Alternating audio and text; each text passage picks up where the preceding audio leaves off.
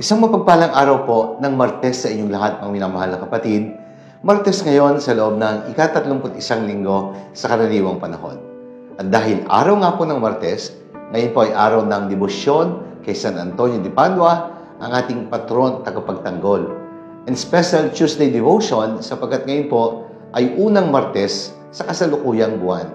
And by this time na kayo po ay nakikinig sa pagninilay na ito, kami po ni Father Jamie at iba pang mga pari ng Diocese ng San Pablo ay nasa ikalawang araw ng aming pagdalo sa National Clergy Retreat sa Cebu City. Mga kapatid, pagbati po sa lahat ng mga viewers, followers, and supporters of our daily Gospel Reflection. Pinapaabot ko rin po ang pagbati sa lahat ng mga deboto ni San Antonio ng Padua. Happy First Tuesday po sa inyong lahat. At sa mga miyembro ng Samahang Bukas Palad ni San Antonio ng Padua, mga members ng 1000 Club of St. Anthony, at ang lahat ng mga hindi nagsasawang tumulong sa pangailangan ng pambansang dambana ni San Antonio ng Padua. Kami po ay lubos na nagpapasalamat sa inyo. Ipanalangin po natin ang isa't isa at welcome po muli sa ating Daily Gospel Reflection. Sama-sama po nating pagnilayan ang mga salita ng Diyos mula sa mabuting balita para sa araw na ito.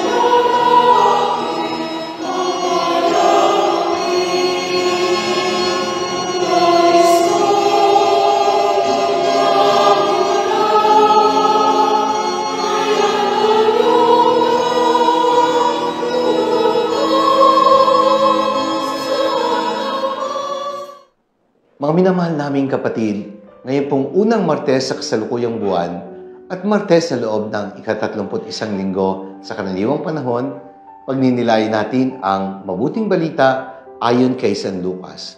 Mula po ito sa ika-14 na kabanata, mga talata 15 hanggang 24. Ang pamagat po or title na ibinigay ko sa ating pagninilay ngayon ay nagsasabing Choosing to Save and choosing to be saved.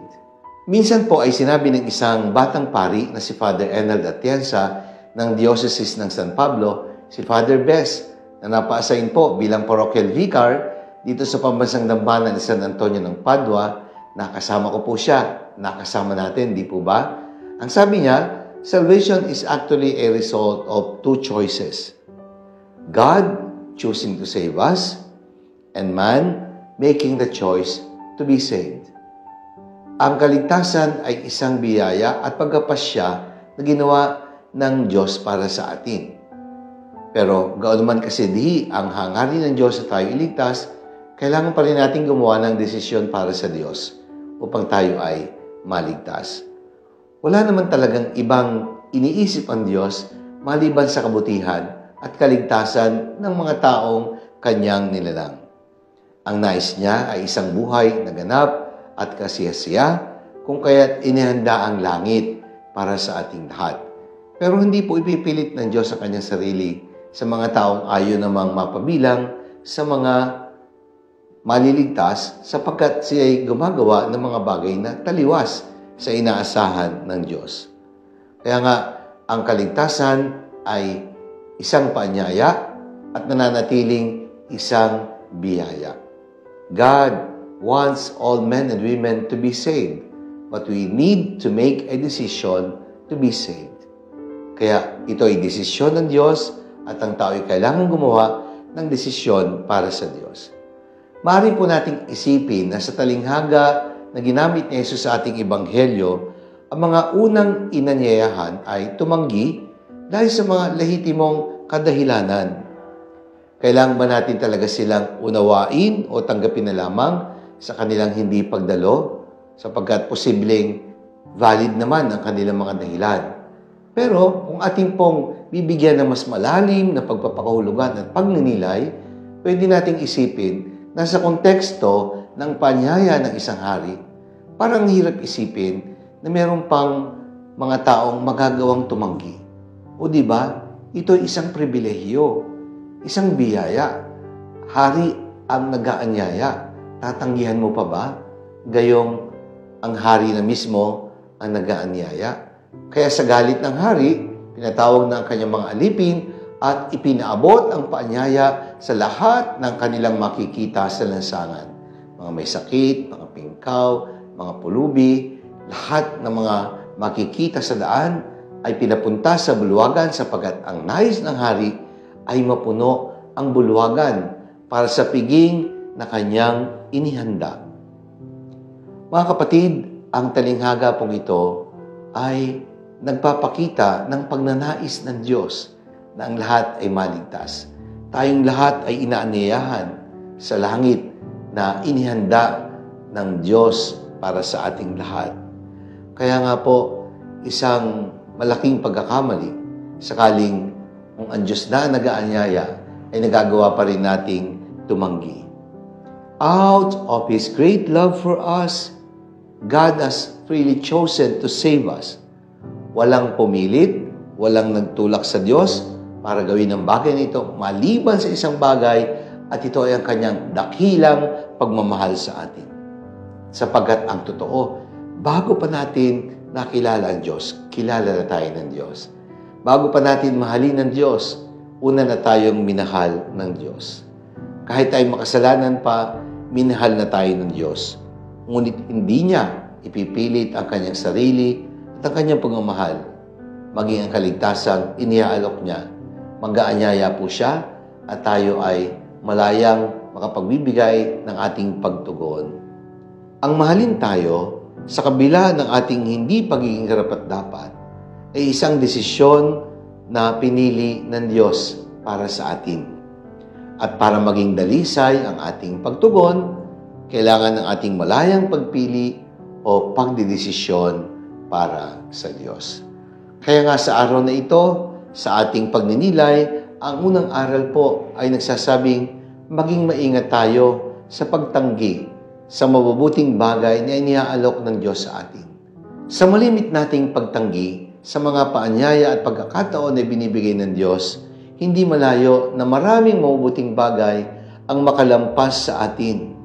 At yung mga pagkakataon na ating hindi tinanggap o ginamit ayon sa inaasahan ng Diyos, hindi na po yan magbabalik. Mapupuno ng maraming panghinayang ang ating buhay. Opportunity knocks only once. In the end, the only things that we will regret are the good chances we did not take.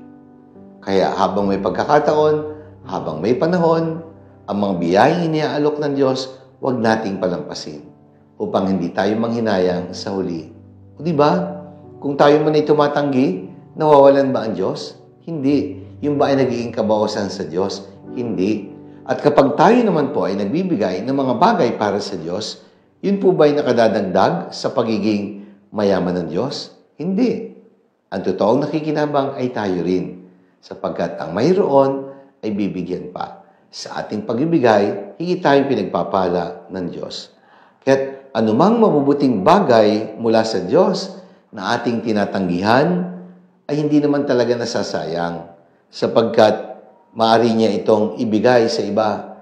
Kung hindi natin ito matanggap, ay siguradong may ibang makikinabang sa mga biyayang ating tinatanggihan. Without God, we will be nothing. Without us, God will still be God. O pwede nating baligtarin. God will still be God without us, and without God, we will be nothing. Ang taong tumatanggi sa pag-ibig ng Diyos ay taong kailanman ay hindi makikilala ang kanyang sarili. Because it is only in God that we can find our true identity. Sapagkat siya ang lumalang, tayo ay kanyang nilalang, siya ang ating ama, at tayo ay kanyang mga anak. And in God, we find our true identity as sons and daughters of God. Kaya mga kapatid, huwag nating kalilimutan, it is only in accepting God's love that we are able to know and discover our true identity as human beings created by God after His own likeness and image. Pangatlo, ang ating pagtugon sa paanyaya ay susi sa pagtanggap ng pinakamahalagang biyaya. Ang langit ang pinakamalaki at pinakamahalagang biyaya na binibigay ng Diyos sa mga taong bukas sa pagtanggap at pagtugon sa Kanyang paanyaya. The greatest blessing that God can give us is our salvation. Ano pa ba ang higit sa kaligtasang hatid ng Diyos sa atin? And it is a tragedy when we say yes to things that will help us save money while we say no to God who can save our souls. Hindi po possessions o material na bagay ang magliligtas sa atin. Only God can save us. So why say no to God? Huwag nating hahayaang mabaliwala ang mga paanyaya na ibinibigay ng Diyos sa atin. Choosing to be saved and choosing to save. Piliin nating maligtas, tumugon sa paanyaya ng Diyos, sapagkat ang nais lang naman ng Diyos ay kaligtasan para sa lahat. Manalangin tayo. Ama naming makapangyarihan, bukal ang lahat ng biyaya at pagpapala. Ang kaligtasan po ay isang regalo, subalit isang paanyaya din na inilalapit at iniaalok mo sa amin. Maging bukas nawa kaming lagi sa pagtugon sa iyong paanyaya, sapagkat wala ka namang ibang hinahangad, kundi ang kabutihan at kaligtasan naming lahat. Amen. Maraming salamat po, mga minamahal kong kapatid. Sana po nagustuhan niyo at nakatulong ang ating pagninilay sa araw na ito. Sakaling nagustuhan niyo at nakatulong, i-like po ninyo at i-share. Ibahagi natin ang mensahe ng salita ng Diyos sa ating mga kakilala, mga kaibigan, at higit sa lahat, sa ating mga mahal sa buhay. Remember that evangelization should start at home. Let us fill the world with the message and power of God's words. Mga kapatid, patuloy po ang aking panawagan sa lahat ng nagnanais na makatulong sa programa Pampamilyang Handog ni San Antonio sa darating na Pasko.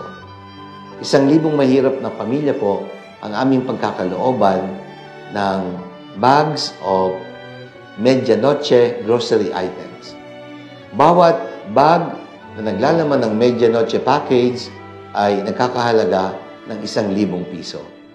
Kaya't kung 1,000 pamilya ang pagkakalooban nito, kailangan po namin ng 1 milyon para makabili ng packages para sa Noche Buena sa 1,000 pamilyang mahirap at nangangailangan.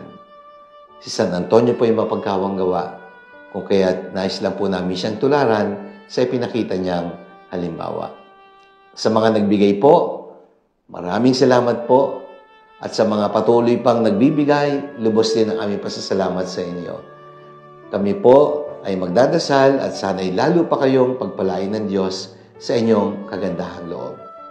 Maraming salamat po. Pagpalain tayo ng makapangyarihan Diyos, Ama, ng Anak, ng Espiritu Santo. Amen.